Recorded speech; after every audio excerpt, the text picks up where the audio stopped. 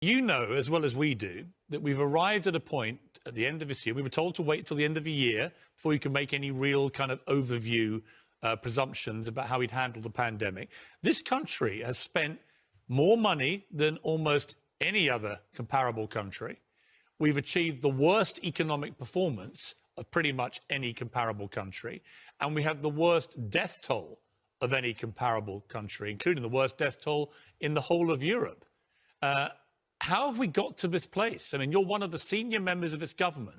Do you accept it has been an abject failure? No. Really?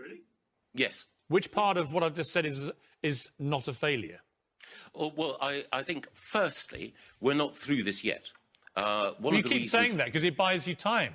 But the stats don't lie.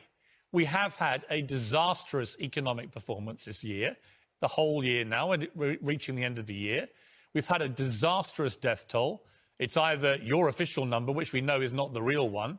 We believe, according to the Financial Times, the estimated COVID-related death toll is now heading over 70,000. To put it in context, Michael Gove, that is more than the entire number of civilians who died in the United Kingdom during the entirety of World War II.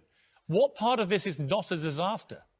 Well, it is the case that countries across the globe, you're absolutely right, have been wrestling with a pandemic, which is a disaster.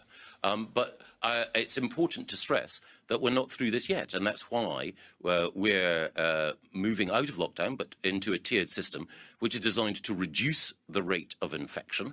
And I think it will be appropriate in due course to have a reckoning and to look at how different countries have responded. I think Boris is doing a good job, okay. And so do a majority of people in this country. Secondly, actually, the majority of people do not think that. If we judge things just on a... Well, you just said a blatant lie.